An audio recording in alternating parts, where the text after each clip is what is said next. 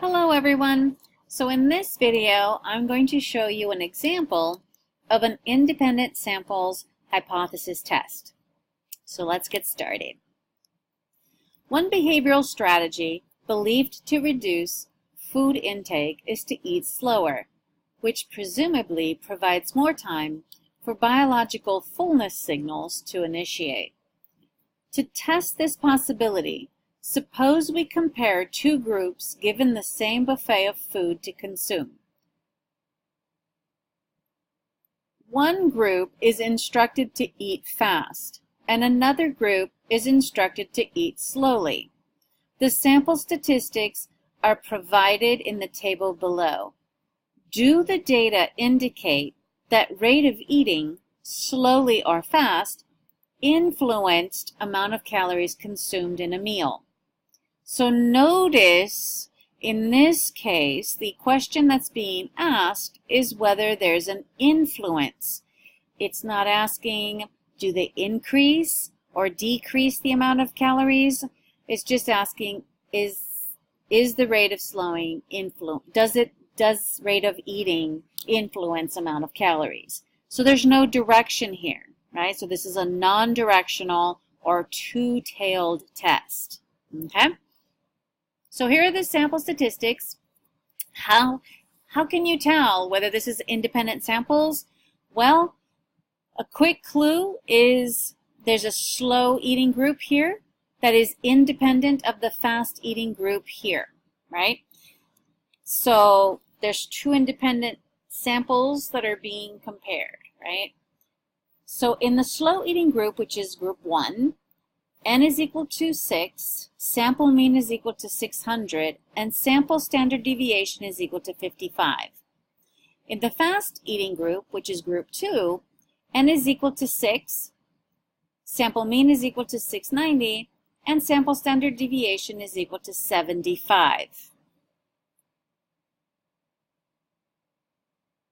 So the first, actually before we get to the steps, so we're being asked to conduct the appropriate hypothesis test using an alpha equal to 0.05. State your conclusion in terms of this problem and make sure to use APA style conclusions. So step 1, right, is to state the hypotheses. All right. So our null hypothesis, and because this is an independent samples test, we can write our null and our alternative in one of two ways, right? So the null it can be written as population mean 1 is equal to population mean 2, or it can be written population mean 1 minus population mean 2 is equal to 0. Either way, pick one that's easiest for you. Both of them are correct. In words, the null hypothesis states that rate of eating has no effect on the number of calories consumed in a meal. The alternative, because this is a two-tailed test, is that population mean 1 is not equal to population mean 2, or, whoops, I forgot to change this. Let me change it now. There we go. So population mean 1 minus population mean 2 is equal to 0. In words, rate of eating has an effect on the number of calories consumed in a meal. All right, step 2. We set the criteria and locate the critical region. We know alpha is equal to 0.05.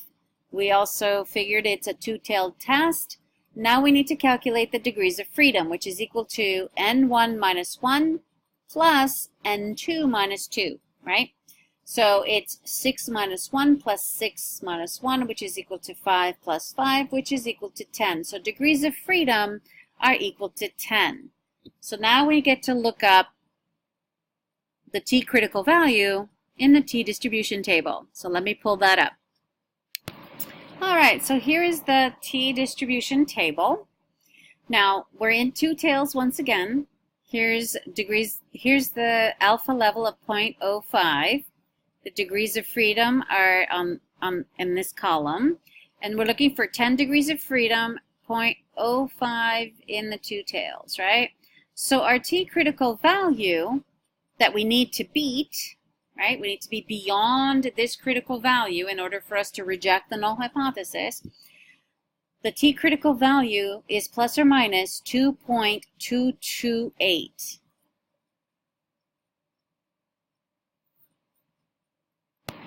All right, so this brings us to step number 3, which is to calculate the test statistic. Before we can actually calculate the T statistic, we need to find standard error, estimated standard error. And because these are equal sample sizes, we can go straight to calculating an estimated standard error. And the formula is right here. So basically, we're going to take the square root of sample variance for the first group divided by its sample size plus sample variance of the second group divided by its sample size, right? And so I went ahead and wrote the sample standard deviations here so that we don't have to scroll back up. So we'll go ahead and plug these in, right? So our sample standard deviation has to be squared so that we can get sample variance, right? And we're going to divide it by 6, which is its sample size. So for group 1, it's 55 squared divided by 6, plus for the second group, 75 squared divided by 6, which gives us 3,025 divided by 6 plus 5625 divided by 6, which is equal to the square root of 504.1667 plus 937.5. Scroll down. So we add those two together, we get the square root of 1441.6667, and our estimated standard error is equal to 37.9693. So now we can go ahead and calculate the T statistic. So the sample mean for group 1 was 600, and the sample mean for group 2 was 690, right? So we plug those in, so it's 600 minus 690 divided by 37.9693 gives us negative 90 divided by 37.9693, which gives us a calculated or an obtained T of negative 2.37. All right, so this leads us to step 4. Now we need to make a decision.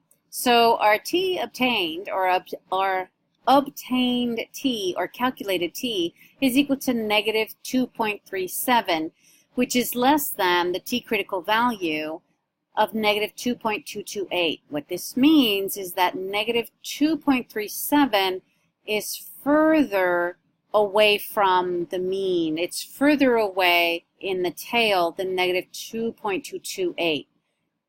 So we reject the null hypothesis. Another way to make a decision, especially with negative T values, is to compare the absolute values of obtained T and T critical. So the rule would be, if the absolute value of calculated or obtained T is greater than the absolute value of T critical, we reject the null, and vice versa.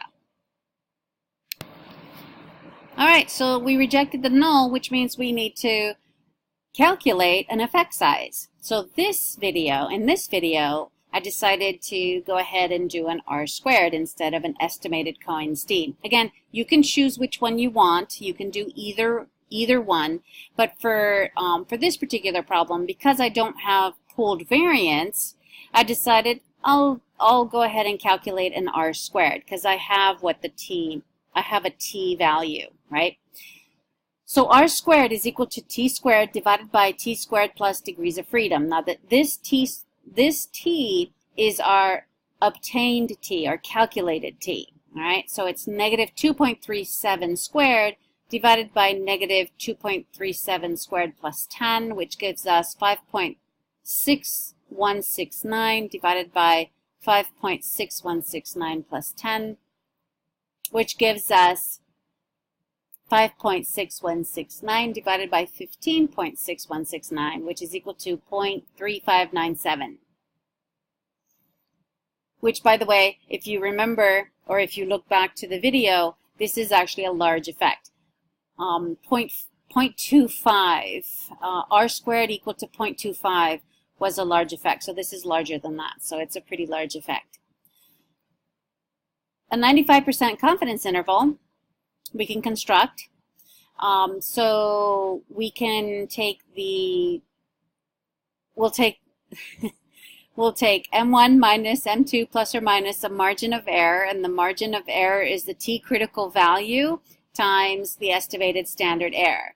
So it would be 600 minus 690 plus or minus 2.228 times 37.9693, which gives us negative 90 plus or minus 84.596. So our 95% confidence interval is negative 174.6 to negative 5.4.